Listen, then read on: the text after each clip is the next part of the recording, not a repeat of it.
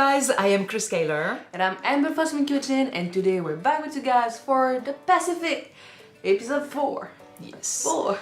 Last episode we were in Australia. The boys had some time off. Some of them got relationships. It went really quickly, by the way, because some of them literally were about to start lives with their new girlfriends. Yeah. One of which was Bob, who found not only a girlfriend, but also a family, very welcoming family. We learned more about him and how he's not close to his siblings. His dad was never the same since his brother died. So basically it kind of feels like he's got no one waiting for him at home. So he found that in his girlfriend Stella's family. They had lost a son when he was a baby. So they also found something in him. And it was working well until they realized, Stella realized that war is still happening and Bob is gonna have to go back. And if he does not come back, the mom will not be able to handle it because they lost too many people that they care about. All the boys in the neighborhood, they all went to war. They probably all dead also. So for them it makes sense because they don't want to lose someone else that they care about. So it's just they're shutting that thing down before it can truly begin. But for him, it's a knife to the heart. Yeah, because he's now going back with no one again waiting for him at home, no one that's gonna pray or for him or whatever, so he's got no attachments. And not only that, he got drunk after she broke up with him and got in trouble and he's been demoted. Now he's also gonna be put in another squad. So he's gonna be cut off from people he had grown to care about, people he had fought with. Everything is gonna be again, so I'm not excited to see where he's gonna be this episode and what's gonna happen because I fear it's gonna be bad mentally for him on top of everything else. So that's him. Other than that, John went back home to sell war bonds, right? And that's pretty much it. Now we're going back to the war. The dream is ending and we need to go do the job again. Yes, I'm still waiting for, we're waiting for Eugene. Who's probably doing his training or about to finish it. So he's gonna show up eventually. And besides that, let's jump in this episode and see what happens next.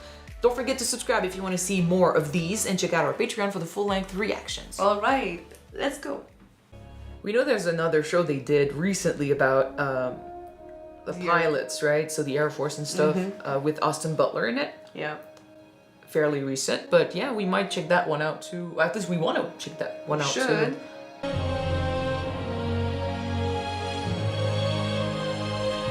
At least John is safe. I do think that he doesn't like that new role of his because he doesn't see himself as a hero, so I don't know if he's gonna stick to it. His brothers and aunt are still fighting. He's supposed to be one of the POVs of this, so I think he went away way too early. And like I discussed last episode, I was wondering if he was gonna take the chance, if he had the choice or whatever. Maybe he's gonna come back. Hanging fire! So we're gonna be introduced to the actual group we know about. 73 on him! Charge 0! Guns up! Fire! It's straining, I think. It's not. And he is young Steve Rogers in every freaking way. Did you find out Bob was drilling your girlfriend? What was it? You shot outside the correction. I thought you said drop 2-5, sir. Oh, you thought? If you don't know, you ask. That makes me want to root for him a lot more. Just because he's an underdog? Yeah. You're Marines now. You're not recruits. You ever think you're gonna fire a short round, you say so in the most forceful manner possible. You hear me, Sledge? Yes, Sergeant. And let's try this again. Porter and Barkley, you're up. Hey, he speaks loud, but I actually think he's nice. I mean, he is nice for giving them advice and just... But he is right. If you mess it up in target practice, it's a thing. But out there in the war zone, that's probably that's the big reason why they scream and they're loud and they're just. It's discipline, but it's also if you can't get used to this, you're not gonna get used to the shots and the bombs. Because out there you won't able to hear a thing then. So you need to learn how to control your nerves.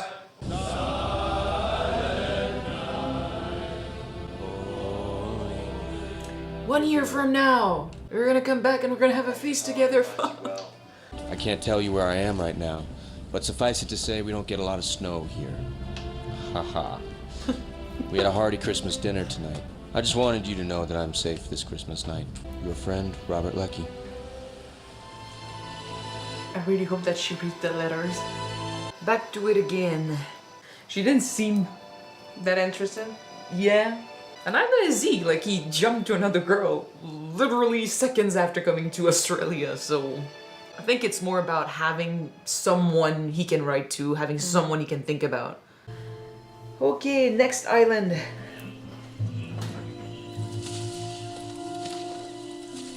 Which pretty much look the same as the other one. Yeah. There were no Japs on Guadalcanal the first day. We all know how well that went. Yep, be on your guard. You're not in H Company anymore. No, sir. You assignment any H Company patrols. Well, that's the Marine Corps in a nutshell, isn't it, Leck? To make me an officer when they put you in intelligence. How's Frenchie? Hey, Lebec? He was a commando at the Ebb. Nuts got fucked. I still can't figure out how the hell a Canadian gets all the way from the ETO to here. Because we're everywhere. So wait, French Canadian? Yay! Look at... Hey! But yeah, how did he end up here? We're everywhere. Okay. If we hear him speak, we'll see if they hired an actual French Canadian, because it never is the case.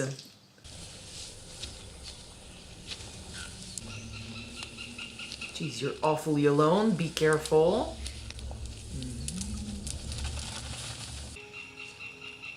Again, a sense of calm, which we know is fake. He must be around here somewhere. And like fucking demons, they'll come out of the shadows at night. I was on point. And now you're tailing Charlie. He would be used to doing things a certain way, and like now he's Things change. he's the bottom of the boot. He's nobody. Tail end, son of a bitch. Work your way up again. Just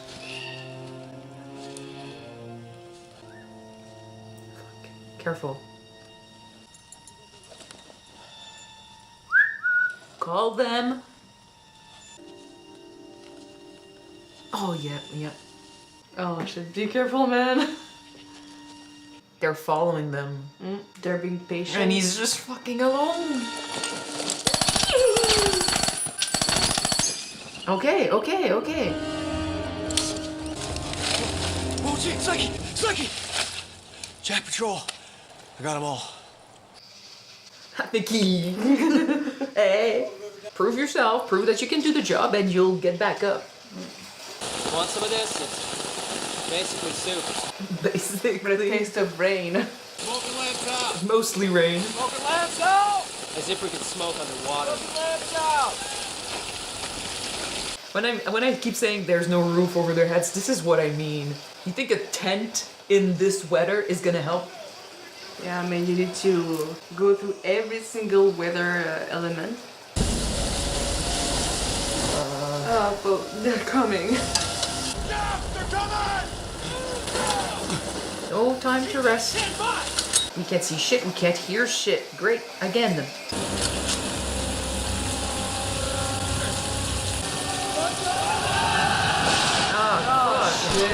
They are invisible. It's another wave of enemies. Always, it's the same strategy.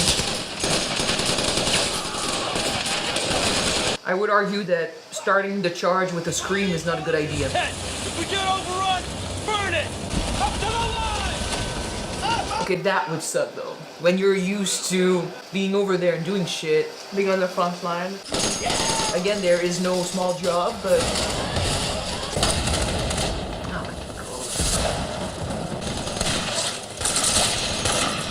I am impressed they get to they aim that well, considering you wouldn't be able to see shit. There's so many Japanese enemies that you just shoot and you're gonna Yeah, it's like a nest. It's like ants. target someone, yeah.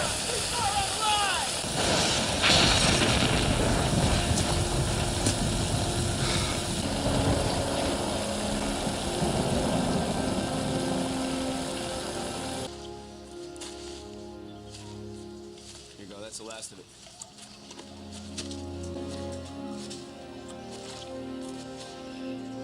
It's kind of like he's got, like, even though he knows of some of these people, it's kind of like he's wondering. Doesn't really belong, he's not really, in any groups, yeah.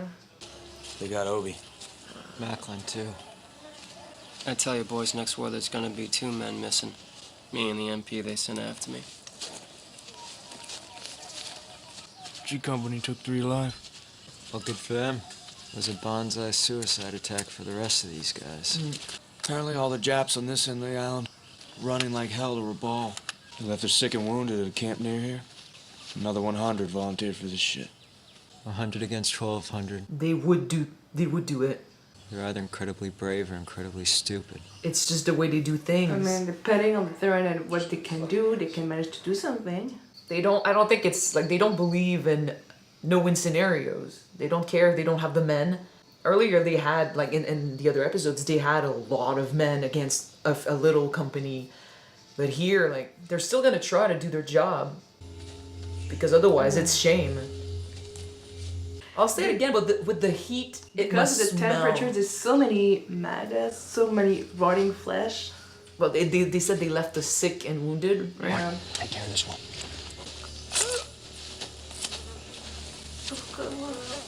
But yeah, the smell must be fucking awful. And in these conditions, I'm actually surprised not more of our guys are sick like this.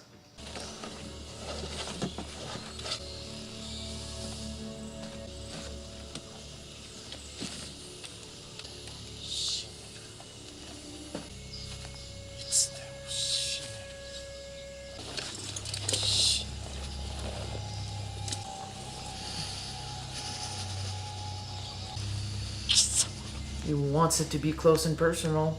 He hates them.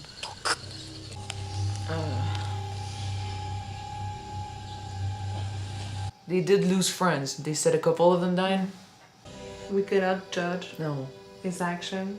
I think it's I'm just sad. not okay with how he did it, but I can understand why he did it.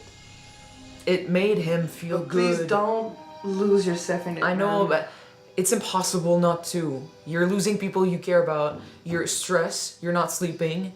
It made him feel good to feel the life, just disappear out of that man. Some sort of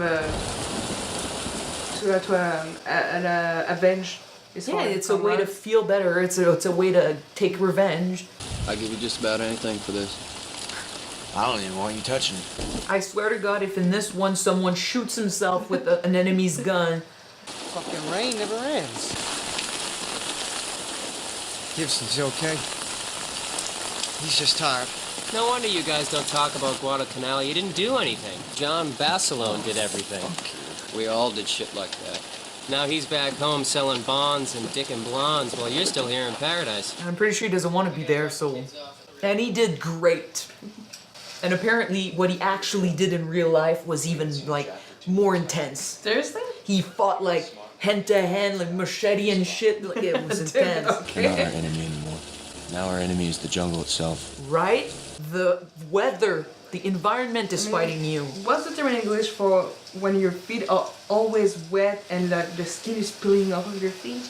Is it trench foot? I think it's trench foot, yeah. I mean, Well, we saw trench foot in Band of Brothers. I'm not sure if it's the exact same thing, but yeah. Oh, great. The fucking island is fighting them. There are snakes everywhere too, so careful. Somebody be a good guy and just fucking shoot me! But seriously, this is miserable. I mean, it's always raining, always humid.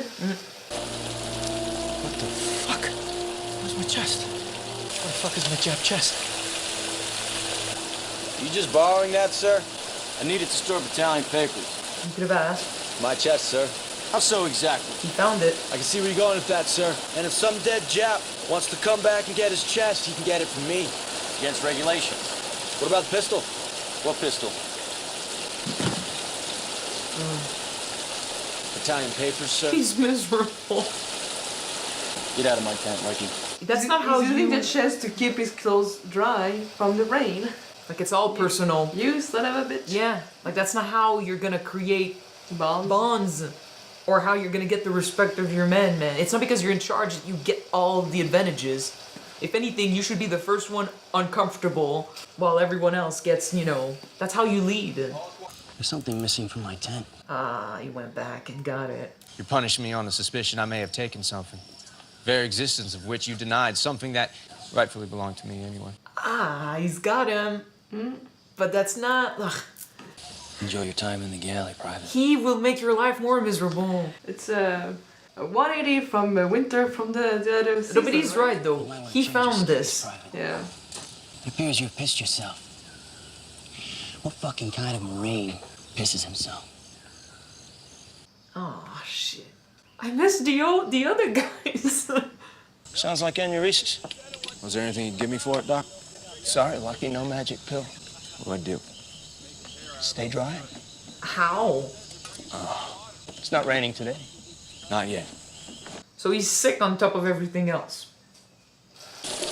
Oh, God. I'm afraid because, like, this state of mind when in battle could get him killed. Are you okay? Nope. Oh, they're losing it. He's not French. It's a guy. He's gonna oh no, don't. Ah, fuck.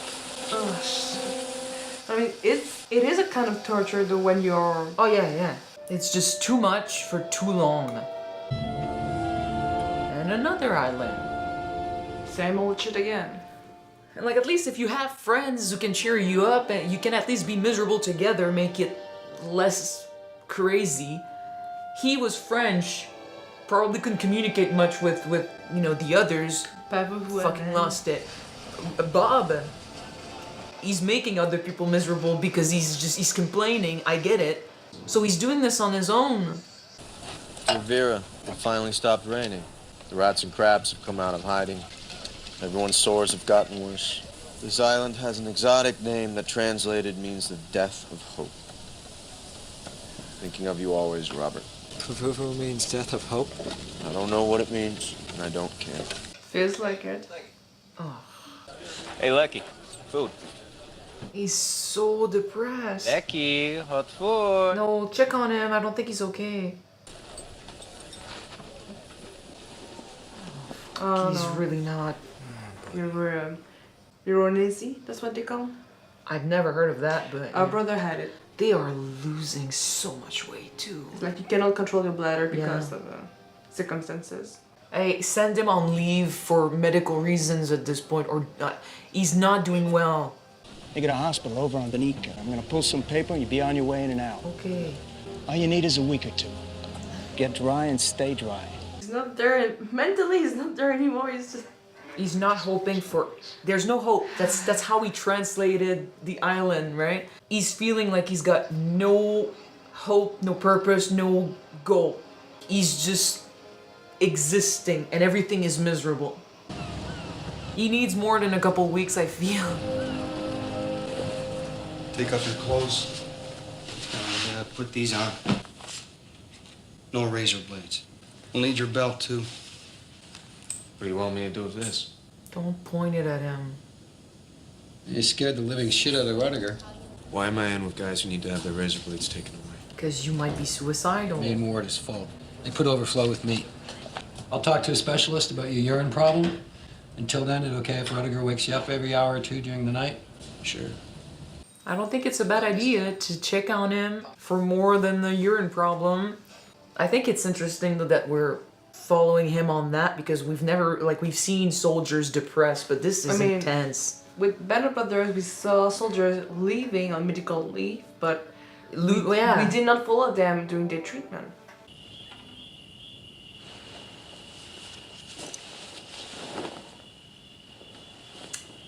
Mother of Christ. Who the fuck were you? Hey, you want to keep it down? People are trying to sleep. Can you imagine how, like, ashamed you'd be at having this? Or,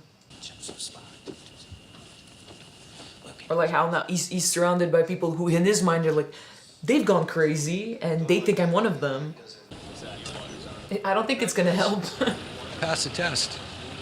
What test? You actually do suffer from aneurysис. You thought I was lying? Well, you know, a lot You of get guys out will of say just about anything. You get a couple of weeks of clean sheets, burgers, and a pause that refreshes. A lot of soldiers would take that as shame.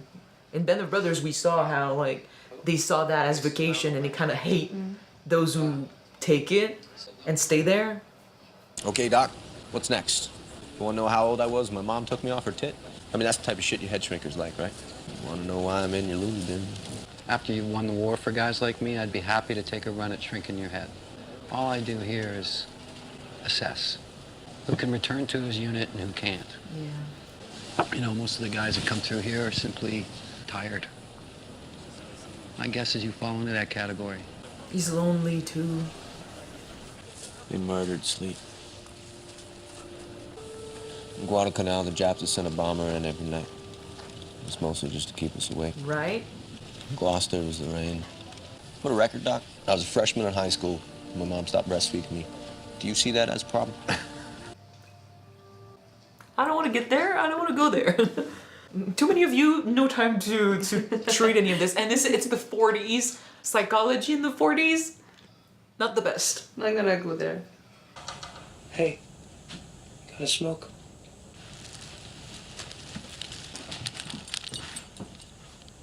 Gibson. Hey. Hey. Isn't the guy who strangled and then he was like, we saw him soldier? under the rain just trying to put up his tent, and he was not doing good. I'm actually happy he's here. People see places like Banika on newsreels, and they think this is what the war is really like. I don't know what the war's like. I'm sure you do. You see it in every guy who comes through here. He sees the consequences. Nothing against all of you, but I want to get back to my guys before they get sent on without me. Are you well enough? Don't rush it. Why not just hang around for, say, another week? I don't think that'd be healthy for me, Doc. Listen, if you're not above taking a bribe, that Jap pistol I brought, you can have it. Why just give me the pistol? I mean, you must have gone through a lot to bring it here. Maybe it's what it Give it represents. away. I'm rested. I'm fit. I want to return to my unit and my friends. You're not answering the question. Sign the papers, Doc. I want to give you these before I take off. I volunteered to leave. I want to get back to the guys before they ship off without me. I don't think they'll send me back. Which is a good thing, because you... I don't think you should go back. I'm sure ain't asking. There's no shame in that. You just need a rest. You think so? Given time. On Guadalcanal. I was coming back from the airfield to the work party. Jet planes came in. All we could do was jump into a slit trench and cover up. And there was this guy. He was tucked in behind me. I could feel his heart beating. And his lips on my back as he prayed to God to keep him alive. Jesus, I envied him. Because he doesn't believe. I hope it's quick and easy for you, Lecky. Jap sniper, maybe. Oh, fuck. You get nailed in the first 2 minutes. You don't feel it. No worries about ending up like me. Dude. Like the agonizing death. Of like just waiting for it to happen and it doesn't.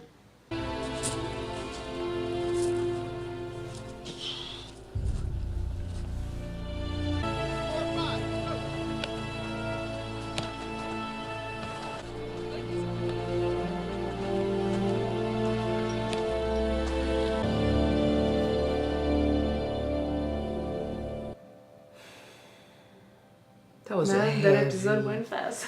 That was a heavy It's episode. not a side of war that we did not see in Band of Brothers. Not much, not like that. Like I said, what we saw in the other series was mostly people breaking down and got sent off to take care of Sent themselves, home or- sent yeah. home, or take a break, and they went back after a certain time, or they just never came back. But to see a bit of what happened when they have a short break to evaluate if they're body able and mentally able to go back to the war, to the front, or just to follow up on the mental health aspect of this. I think is very not only important because like so many of these guys, especially in those years, didn't, saw this as a weakness. I mean, correct me if I'm wrong, but the PTSD effect or shell shock, basically. PTSD. Well, no, it was called shell shock. It's yeah. But it wasn't very taken seriously or as heavy as it is. It's not until after Vietnam, right? Shell shock, PTSD. They found out about that. They started talking about that in the First World War, but we're in the 40s. It was the First World War, I think, right? I'm not mistaken about that. But yes, still, when they saw the soldiers come back and some of them were like constantly shaking or like that 1,000-yard stare, like all of that opened the door to a set of complications, a set of problems that they didn't think about when they sent these people to war. They did their research and stuff, but we're still in the 40s and during the Second World War.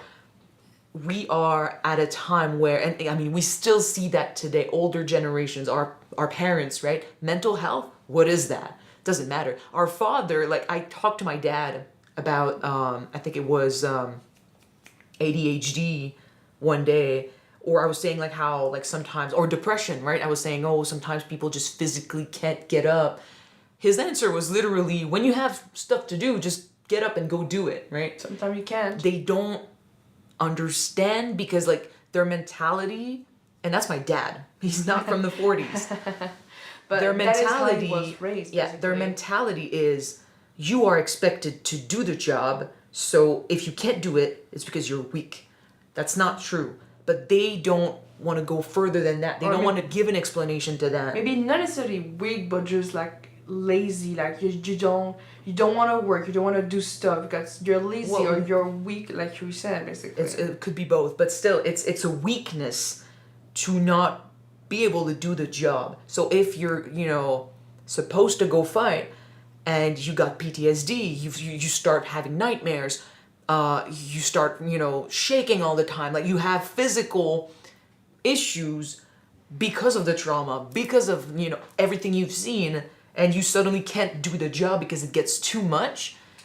Not only, will you think of yourself as a failure, you'll think of yourself as like not strong enough because you're seeing other people go through this and some of them are doing it a lot better and they don't seem affected at all, which is not true. Some of them are better at hiding it or handling the nerves. Everybody will handle things differently. Yes. Some people are more resilient than others. When but it happens everybody is affected to a certain degree. And everyone's gonna get affected in one way or another. And some of them will handle it better in the moment. And then when they go home, that's when it'll come back. That's when it'll affect them. You cannot, first of all, when it comes to mental health, you can't compare yourself to the people around you. No, never. Different backgrounds, different, you were raised differently. Your body is one way, their body is another way. Like everyone's different. So the way you handle it is your way of handling it. So you only get to, compare yourself to yourself. But like I said, it's the mentality that a man should be able, in those years especially, to go out there and do his job for his country, and he's expected to do well. Like there are speeches about this, they're pumping each other up. So if you can't do it because mental health or because physical health or whatever the reason, you will look at others and think that they're judging you because you can't help. If you're forced to go to medical, you will think other people are looking at you, like looking down at you and judging you, and you will judge yourself because it's affecting your pride. It's affecting, it's affecting the way you see yourself compared to others. You have made, you've created bonds with these other soldiers, and suddenly you're told that you're too weak to help the people you care about. So go home. You said it in that episode that in Battle Brothers, people look down on those who need to leave for medical reason because they said, they were weak or they had a break. Or it's just that they feel better surrounded by their fellow soldiers. Some of them are sent to medical, but they come back before they're being told that it's okay to go back. Some of them escape from medical and come back sooner despite the injuries. And then, that episode where that one guy actually stayed the time he was told to stay at, the hospital, It took him what, couple months or something like when that. he came back, people looked down because you're not one of us anymore. You're like a green beret right now. Like he had to prove himself all over again because it's like they're like, oh, you were, and I mean, the guy, you get hurt, you get wounded, so you have a valid excuse to leave. But then you stay there, and like these guys are kind of those that are forced to stay in the conditions that they're in constantly. Like they're not sleeping, they're shivering, they're constantly wet. Like all of those, you will see going to the hospital as a vacation when technically it's fucked up because if you think about it, they are going to the hospital because they came close to dying, they got hurt. Like they have now physical and permanent scars from their ordeal, so they are not vacationing. They're not the ones that you should aspire to be. You're not being like, oh, you're the lucky one. But considering how hellish the conditions are and how terrible it is to be out there, yes, being hurt and going to the hospital is sort of the better outcome. It's the vacation. So I mean, when you think about it, it's a clean bed. Well, they did say a it, well-rested man. It's better food. Warm attention from the nurses, and you're a bed. You're finally like you're dry. You get to sleep. It's crazy. You know, and like the fact that they literally have to test these guys to make sure that they're not here for what the doctor said. Stay with me because I will expect that some people try to give I don't want to say excuses, but reason to be sent to the hospital while to have a rest, and with reason because it is exhausting. Like Bob said, they do not sleep. They get attacked day and night, and if not the enemies or the others. It's the other armies is the conditions, which has been and sometimes very just intense. The waiting, like I said, on PAVUVU Island, we're on PAVUVU. Or just like the first one, Guadalcanal, right? Yeah. We've talked about this, how it really, like at first I was like, okay, this group of Japanese are doing it, they're attacking at night because they're sending bombs during the day, and during the day you've got shit to do. So everyone's awake during the day and they're forcing them to be awake at night. But it's been every island, and it's not just the Japanese, it's the conditions too. So yeah, it's nonstop, and it's been a year already, which by the way made me really sad when they mentioned like Merry Christmas and stuff, because yeah, that speech, in 1 year we'll find each other here, and it's gonna take longer time than we expected. It takes a while. Even if physically these soldiers are fine, mental exhaustion is a thing. But they will, considering the year, considering the mentality, the toxic masculinity, and whatever the reason, these men will not acknowledge that they need a break when they need one, and then it gets worse. And it's not like they can leave. There's that too, right? They do have a job to do, so they kind of have to tough it out. And unfortunately, they will tough it out until it's gone too far. And we've seen a guy kill himself because he had gone crazy from the constant rain. He was saying everyth's wet. C'est tout mouillé, right? Which, by the way, he's not a French actor. And if he is, what the fuck? That was not a French-Canadian accent. His name was Lebec, or Frenchy. Yeah, But like the thing is, I think what was very important in this episode, on top of all of that, is that everyone is going to go through it, and it's going to get worse and worse. And the longer you're there, the harder it's going to be. You take that conversation at the end here where he was saying, the guy praying behind me, thinking God was going to save him, I envied him.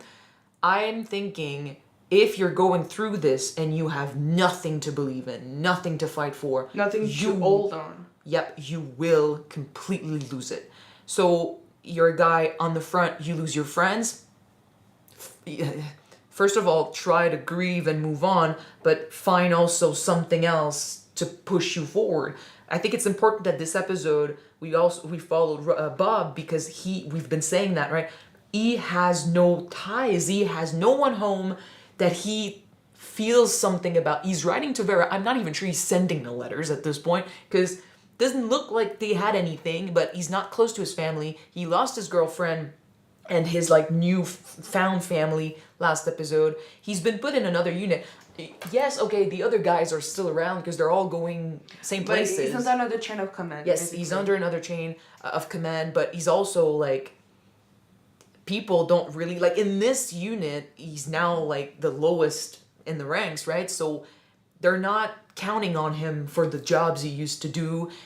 People don't give him goals to achieve, right? He's not being sent with the others. He's being kept back to do the job that no one else wants to do, or it is still important. And it's, I mean, great. If you can be good at a higher job, you can be great at this one. But for him, it's like, he's lost all purpose because now it's not about proving himself because it doesn't matter. He killed 4 Japanese when they were followed, right? And how was he thanked for that, or patted on the back for that? He was left behind. Stay back and protect the intelligence information that we have, right? Our plans, the strategies. So like, I mean, it is important. I mean, the Japs cannot get their hand on those information. It is important. It's just that when you're used to going out there and when you know you can do the job, to suddenly be like left behind and like not acknowledged, and by a guy also who's now in charge, who takes your shit and lies to your face, and everyone's on nerves. Everyone's getting mad, anxious, or just straight up losing it because they're not sleeping, and everything sucks.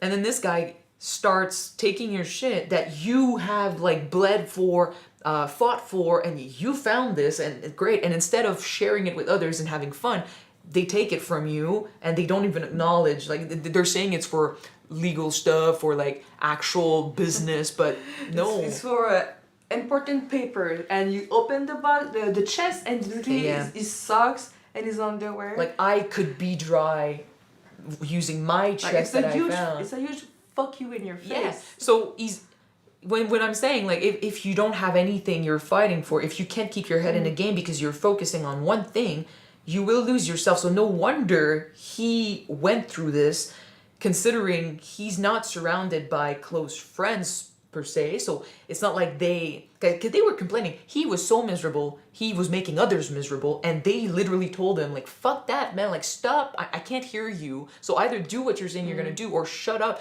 They were tired of him because they are also on edge. So he didn't find any company in this group. His superiors making him more miserable. He can't find fulfillment in the job he's doing because he's being sent back because of like the mistake he made last episode. And then he started pissing himself, which like, as a grown adult, a grown man, you're surrounded by other grown men, you're supposed to be tough guys, and you start pissing yourself, and your lieutenant is using that as a jab, like he's using that to make you feel worse. Your pride is going to take a huge hit, so you feel even more miserable. What does he believe in? Nothing.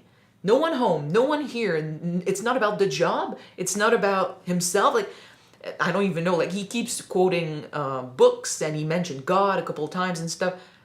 That guy that was crying, and Gibson was talking about, he was saying, oh, he believes in God, and I envy him. I think there's that, right? If you go through such hell, and you stop believing in God because you know he's not going to come and save you, you lose even that. What do you have left?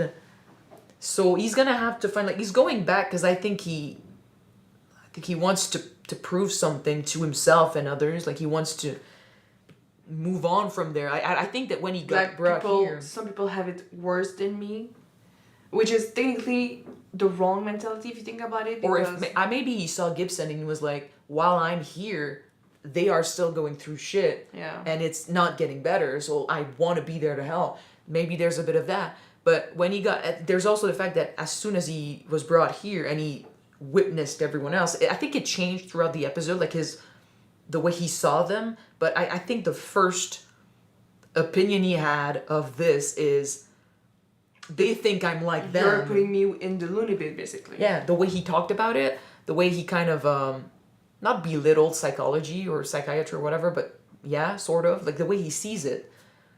He sees that as a weakness. So when they look at him and they say, okay, I think you need time, man. You need a week. He's like, no, you're not going to compare me to these crazies.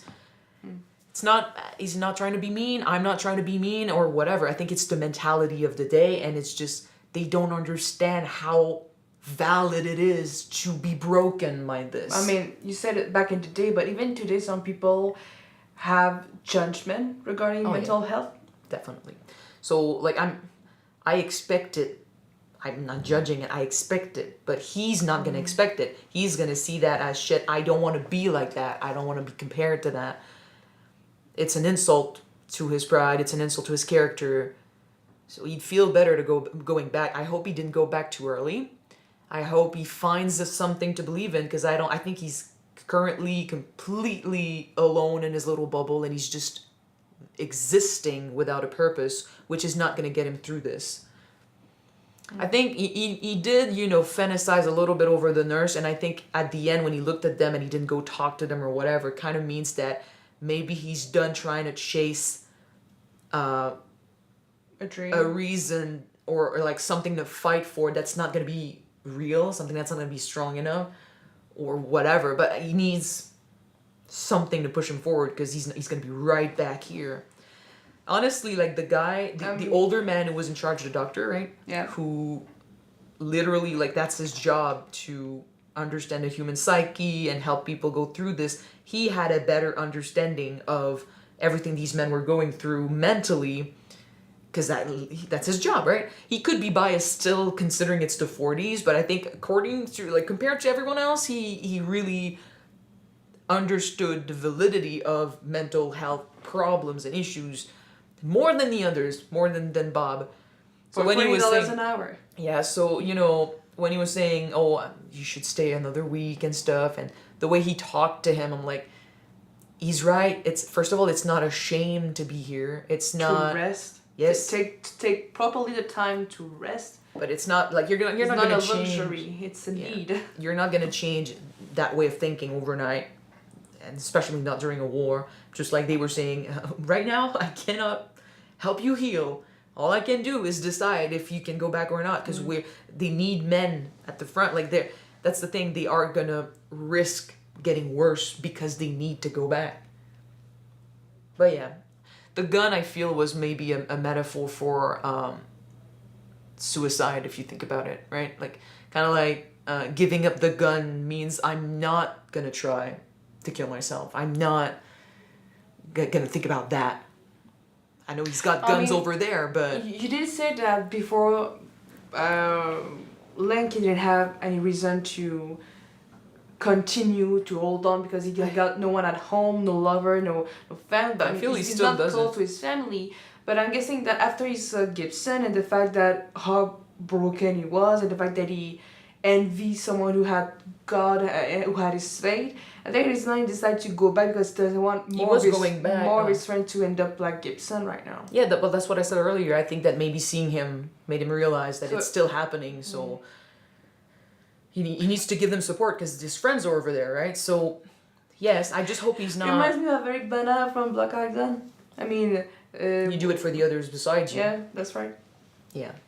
I hope it wasn't too early. I hope he finds that reason that pushes him forward, because if he doesn't find that, the war could kill him any fucking second of every day, right? But he could die in many different ways, and dying like that is another way to go, right? Just letting yourself waste away until you fucking break and it's over. That is an agonizing death, and it's gonna take a while. Just like Gibson was saying, I hope for you it's quick. I'm like, when you say that, it's because you know that considering everything you've been through, being alive right now is not being alive. You are just gonna agonize and live with your nightmares and live with like all those feelings until it's over. I talk about it, the fact it's always raining reminded me of a type of torture, like with the water, basically, because it's non-stop continuously. But everything that they are going through, like sleep deprivation, the rain, you can also say just the muddy terrain when you get stuck, starvation, or the fact that you eat the same thing over and over again. And it's not that good. It's not that good. It's full of maggots. Or just war, man. Just war. You're losing friends. You're constantly fighting. The violence of it. Some of them are losing faith. Some of them are losing hope. And how, and it's not just like, okay, once the war is over, if you don't believe in anything anymore, and like, I'm not saying if you don't believe in God, you could be like someone who's like, who doesn't believe in God, who's not religious, but you believe in yourself, you believe in humanity, you believe in the good in people. You go through this and you come out of it, you don't believe in shit. How do you keep going? No, because war is ugly. Right. It's the ugliness and people come to the surface because of it. So that's why I'm calling it the agonizing, like, long death that I think he was mentioning, right? When you get shot, it happens, you don't realize it happens, it's quick if you're lucky, and then you're gone. But this, the way he talked about it, it's like if you're not strong enough to like find purpose, and if you can't find purpose, because sometimes it's not about you, it's about the opportunities. If you have no purpose, if you have nothing to keep you going, you will waste away. And it's going to be long and terrifying and terrible and just, yeah. So find like something. You need a purpose. You can't go through this without a purpose. I'm going to hope he, you know, maybe, yeah, again, you mentioned Eric Bana's character in Black Hawk Down. Maybe that could be your purpose. Your friends. They need you to help them. Band of Brothers was about that. It's all about the group. Unity. And then after that, you can work on yourself and try to heal from all of this. But it was, I really, like, last episode was okay. Not my favorite, but this one, I feel, was needed. Especially for this character. Episode 3, when they had this moment, this brief moment of living a dream life. You know, it's something to remind of what we are fighting for, what we could come back to, basically. I think it was mostly, no, the way I see it, it's awareness for, because like we keep saying it, right? We see the heroes, we see the brave men who come back, but more people need to pay attention to what it does to their minds and understand, you know, why they come back the way they are and how they come back, because a lot of them will be hiding it, but I think it's important to raise awareness to mental health in all of this. So I'm really happy we got an episode like that. Before we end though, I just want to go back to when Gibson strangled the Japanese soldier. Yeah. The fact that I don't judge. We're not in his shoes and stuff can happen. Well, it's crazy emotions. I don't condone what he did, but I can totally understand He why. was going to kill him anyway. True. The guy was dying. He was going to kill him anyway. Where it got intense is that he chose and not to kill him with like the I don't know what it's called in English, but la bayonet. Yeah, la bayonet. So French. The blade at the end of the gun. At the end of the gun, yeah. Yeah. He didn't choose to do it to make it quick. He didn't choose to shoot from afar. He made it close and personal. And we're talking about the guy who later on in the episode mentioned how he felt another guy pray against his back. He felt his heartbeat. He felt him alive. And in this scene, he also felt another guy's pulse and another guy's breath. But agonizing to death. No, he took it away. Oh, no, man. He felt him die. Yeah, that's what I meant, sorry. But he laughed and he smiled after this, because when you're surrounded by death and misery and you're basically looking at the enemy, and it's so much easier to be like, this is all your fault. We're here because of you. We're feeling like this because of you. You specifically, maybe he's not the one who killed his friends. He's not the one who made it rain or made it miserable. But it's you need a scapegoat. It's easy to look at the enemy because you're fighting them and put that blame on them. You blame them and him specifically. So you take all that hatred and you need to put it somewhere. So there you go. And to feel it personally like that, and to laugh about it or smile about it after, he was losing himself. He needed catharsis, and that was his catharsis. But it is terrible. And it's fucking sad. We talked about how, like, you know, looking at them and I was afraid, because again, it's a war TV show, and it's actual war and it's actual people going through a lot of trauma. Losing your humanity is the least I expect, right? It's just losing yourself, basically. Yeah, because it's too much. So him, like Bob, losing his humanity or just losing complete purpose, complete hope, When he was talking, like he was quoting books, and we said he seemed like a dreamer, and then he turns like that. But others are also going through this, and we're seeing them start doing shit like that, and it makes them feel better. That is twisted, and it's fucking sad. So raise awareness for mental health in soldiers. Okay, it's been a long conversation, so we're gonna move on. Thank you guys so much for watching this episode with us. If you want to see the next one right away, it is on Patreon already. You can check it out. The link is in the description below. And even the next one shall be on YouTube next week. So we'll see you then, guys. Bye.